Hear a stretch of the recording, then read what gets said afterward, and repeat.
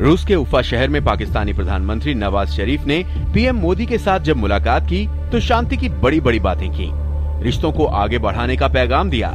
लेकिन सीमा पर न केवल संघर्ष विराम उल्लंघन बल्कि गुरदासपुर और उधमपुर के आतंकी हमलों ने उनके दावों की पोल खोल कर रख दी है। जीपीएस डाटा के प्रारंभिक अध्ययन से संकेत मिले हैं कि आतंकवादियों ने पाकिस्तान से गुरदासपुर जिले के ताश क्षेत्र, जहां रावी नदी पाकिस्तान में प्रवेश करती है, से घुसपैठ की है। गृह मंत्री के इस बयान से साफ है कि गुरदासपुर हमले के गुनहगार आतंकी पाकिस्तान की ओर से ही आए थे। इन 3 आतंकवादियों ने न केवल निर्दोष नागरिकों की जान ली बल्कि कई पुलिस वालों को भी शहीद कर दिया। गुरदासपुर के हमले की आंच अभी ठंडी भी नहीं हुई थी कि उधमपुर के आतंकी हमले में भी पाकिस्तान की ओर ही उंगली उठी है।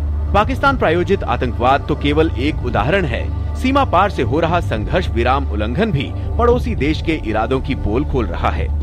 उनका तो जिहाद फैक्ट्री है ना, वो बचपन से उनको ये जिहाद, शहीद ये सब सिखाया और ब्रेन वॉश करके भेजा जाता है।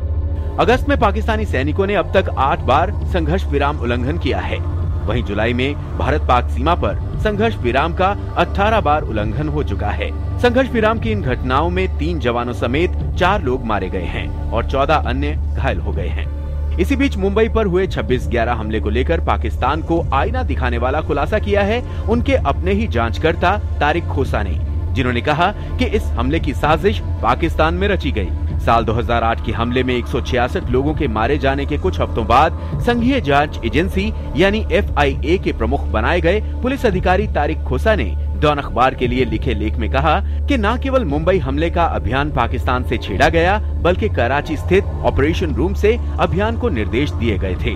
खोसा ने 7 तथ्य बताए जिससे पाकिस्तान की कलई खुल गई है। अजमल कसाब पाकिस्तानी नागरिक था जिसके रहने के स्थान, शुरुआती पढ़ाई लिखाई और एक प्रतिबंधित आतंकी संगठन में उसके शामिल होने के बारे में जांचकर्ताओं ने सबूत जुटाए।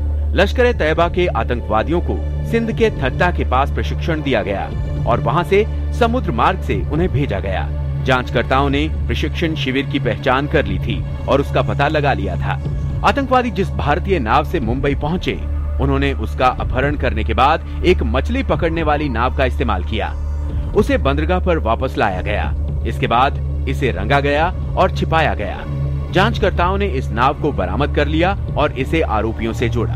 आतंकवादियों द्वारा मुंबई बंदरगाह के पास छोड़ी गई पेटेंट नंबर वाली नौका के इंजन से जांचकर्ताओं ने पता लगाया कि इसे जापान से आयात करके लाहौर और फिर कराची स्पोर्ट्स शॉप पर लाया गया, जहां से लश्कर ए तैयबा से जुड़े आतंकवादियों ने इसे नौका के साथ खरीदा। कराची में जिस अभियान कक्ष से अभियान को निर्देश दिए गए उसकी भी पहचान हो गई और जांचकर्ताओं ने उसका पता लगाया। इंटरनेट प्रोटोकॉल पर आवाज के जरिए संवाद का भी पता लग गया।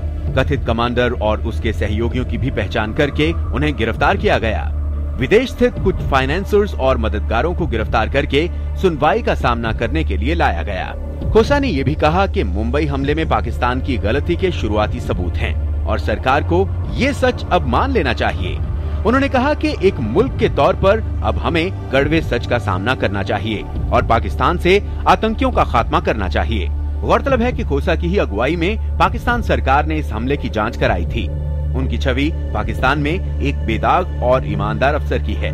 ऐसे में इस अफसर के खुलासे से पाकिस्तान पर सवाल तो उठेंगे ही, क्योंकि खोसा ने उस बात की पुष्टि की है जो भारत लंबे समय से कह रहा है। पाकिस्तान के साथ समस्या यही रही है कि उसकी कथनी और करनी में हमेशा से ही अंतर रहा है। ऐसे में आने वाले समय में वो रिश्ते सुधारने के लिए कितनी ठोस पहल करेगा, ये देखने वाली बात होगी। News night desk, DD news.